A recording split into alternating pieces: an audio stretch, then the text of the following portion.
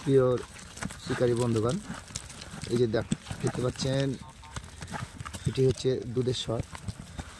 খুব ভালো করে মিক্সচার করে নিতে হবে প্রথমে। আর প্রত্যেকটা কী কী উপাদান দেওয়া হচ্ছে সেটি আপনাদেরকে দেখানো হচ্ছে একটার পর এক। এবার দেওয়া হবে ঘি। এটা তো বাড়ির তৈরি না, এটা আড়ঙের ঘি দেওয়া হচ্ছে। আচ্ছা, ঘি হলেই হলো, ভালো ঘি। ঘি দেওয়া হলো। এটাও একটা ঘি না, এটা গাওয়া ঘি। গাওয়া ঘি তো সবই। প্রথমে দেওয়া হলো দুধের স্বর, তারপর দেওয়া হলো গাওয়া ঘি।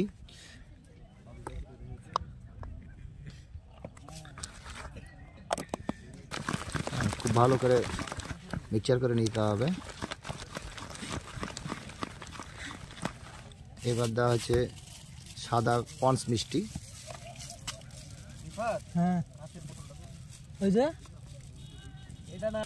মিষ্টিটাও সুন্দরভাবে মিক্সচার করে নিতে হবে।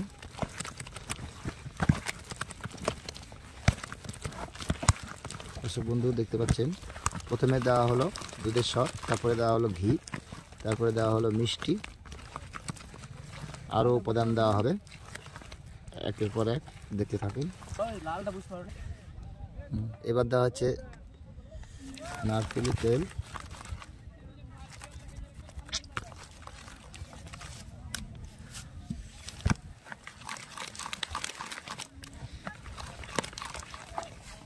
প্রথমে দেওয়া হলো দুধের স্বর, তারপর দেওয়া হলো গাওয়া ঘি, তারপরে দেওয়া হলো মিষ্টি, তারপরে নারকেল তেল, এরপর দেওয়া হচ্ছে মধু। এই হচ্ছে মধু। খুব ভালোভাবে ফেটে নিতে হবে যাতে মিক্সিংটা ভালো হয়।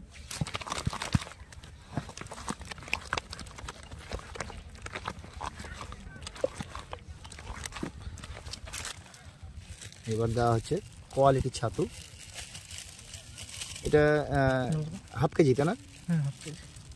হাফ কেজি কোয়ালিটি ছাতু দেওয়া হলো পরিমাণ মতো।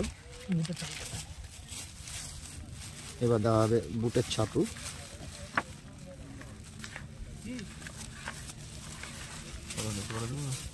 শীতকালের জন্য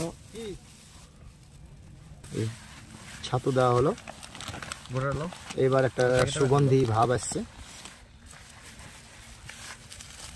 শীতকালের জন্য যা যা উপাদান দেওয়া প্রয়োজন দর্শক কিন্তু দেখতে পাচ্ছেন।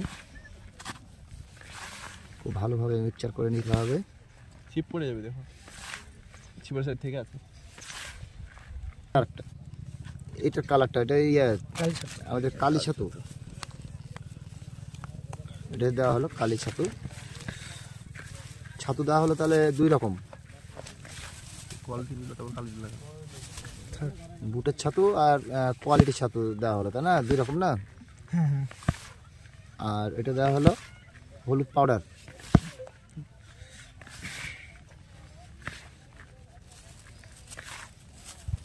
মিক্সচার করতে সময় লাগে বেশ, সময় নিয়ে ভালোভাবে ডাস্ট করে নিতে হবে যাতে ঝরঝরে হয়ে যায়। সাদা পাউডার, এটা উমাচরণ না? উমাচরণ সাদা পাউডার দেওয়া হচ্ছে সবশেষে লাপিং, তাই না? পিঁপড়ের ডিম দেওয়া হবে না? জি, পিঁপড়ের ডিম আমি নিচে যাই দিই। পিঁপড়ের ডিমটা পরে, জি, যখন বসিতে গাঁথবো তখন এটা অনেকক্ষণ ধরে ঘুষা লাগবে। বেশ সময় ধরে। বন্ধু, এই যে দেখলেন সব কিছু মিশানো হলো। মিশানোর পরে পিঁপড়ার ডিম আবার নতুন করে দেওয়া হলো। সুন্দর সুগন্ধি বেরোচ্ছে। এই সুগন্ধিটা এই উমাচরণ সাদা পাউডার দেওয়ার জন্য না? জি। আরও চমৎকার ঘ্রাণ। এখন কাটা কাটা হবে। দর্শক বন্ধু দেখতে পাচ্ছেন ডিম দেওয়া হলো, পিঁপড়ার ডিম। এটা দর্শক বিন্দু দেখতে পাচ্ছেন, ডিম দেওয়া হলো আরও। এরপরে কাটা ছোপা কাটা হবে কাতলের। টোটাল রেসিপি আপনাদের দেখানো হচ্ছে। 8 কাটার ঝোপা না এটা? 8 কাটার ঝোপা দিয়ে কাতলের লাড্ডু তৈরি করা হচ্ছে। শীতকালের জন্য এটাই যথেষ্ট। জি জি। অতিরিক্ত বেশি কিছু দেওয়া লাগে না। অনেকে অনেক কিছু দেয়, আচার এটা সেটা হ্যান ত্যান, তাই না? খুব ভালো করে মিক্সচার করে নেওয়ার পরে এখন এই যে বল তৈরি হবে, লাড্ডু, যেটাকে বলা হয় কাতলের লাড্ডু। একটা ফুল কমপ্লিট হয়ে গেল।